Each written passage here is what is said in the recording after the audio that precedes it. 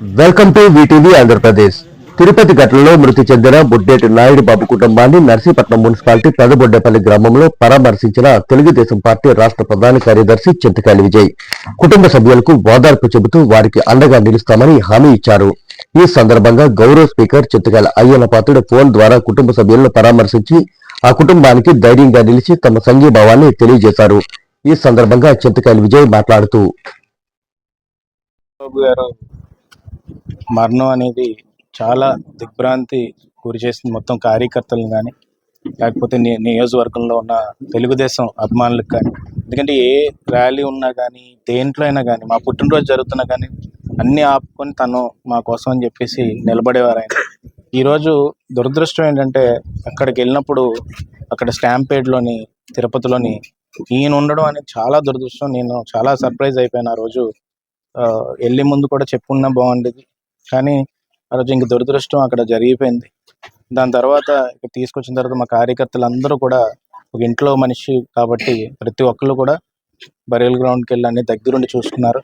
ఈరోజు ఆ కుటుంబ బాధ్యత మేము తీసుకుంటాం. ఎందుకంటే మా కోసం బతుకున్నప్పుడు చాలా మటుకు అన్ని కార్యక్రమాల్లో ఇన్వాల్వ్ అయ్యి పార్టీ జెండా కోసం బతికిన వ్యక్తి, మళ్ళీ ఆధ్యాత్మికంగా ఎంతో మందికి సేవ చేసిన వ్యక్తి. ఎంతోమంది ఇక్కడ వాళ్ళని తీసుకెళ్ళి అన్ని కార్యక్రమాల్లో కానీ, లేకపోతే కాశీ వెళ్ళినా కానీ, వారణాసి వెళ్ళినా కానీ అందరినీ కూడా తీసుకొని వెళ్ళి ఆధ్యాత్మికంగా ఇన్వాల్వ్ అయిన వ్యక్తి.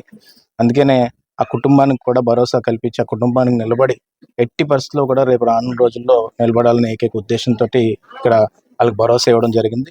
దాంతోపాటు ప్రభుత్వం నుంచి కానీ ఒక 25 లక్షల రూపాయలు ఇవ్వడం జరుగుతుంది. దాంతోపాటు ఏంటంటే కార్యకర్తగా చంద్రబాబు నాయుడు గారి పార్టీ నుంచి ఒక 5 లక్షల రూపాయలు ఆయన కూడా ఇవ్వడం జరుగుతుంది.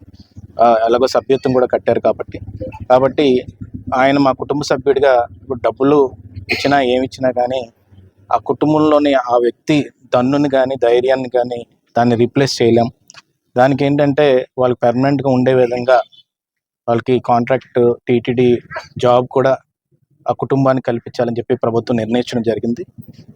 రేపు కానీ ఏ టైంలోనో నాకు సరిగ్గా తెలీదు. టెంటేటివ్గా టీటీడీ చైర్మన్ గారు రావచ్చు, టీటీడీ సిబ్బంది కూడా ఇక్కడికి రావచ్చు. వచ్చిన టైంలో కూడా మళ్ళీ మేము ఇక్కడికి వచ్చి ఒకసారి కుటుంబానికి ఆ భరోసా కల్పించి రేపు రాను రోజుల్లో ఆ డబ్బులు కానీ, లేకపోతే ఆ ఉద్యోగం కానీ అన్ని విధాలుగా కూడా కుటుంబాన్ని ఆదుకునే విధంగా ముందుకు తీసుకెళ్తాం. రేపు రానున్న రోజుల్లో ఏమన్నా చిన్న చిన్న పొరపాట్లు జరగకుండా మా కార్యకర్తలు కూడా నేను చెప్తుంది ఏంటంటే, ఏం సమస్య ఉన్నా కూడా మా ఇంటికి వచ్చి అందరూ చెప్పుకుంటుంటారు. కొంతమంది కార్యకర్తలు మొహమాటంతో చెప్పుకోరు. అలా నాయుడు బాబు గారు కూడా కొంచెం మేము సాయం చేసే విధంగా ఉండేది, కానీ ఈరోజు ఆ లేని లోటు మేమైతే తీర్చలేము. కానీ ఆ కుటుంబానికి మాత్రం కంపల్సరీగా ఆదుకొని ముందుకెళ్తామని చెప్పి సందర్భంగా మాటిస్తున్నాం. Thank you.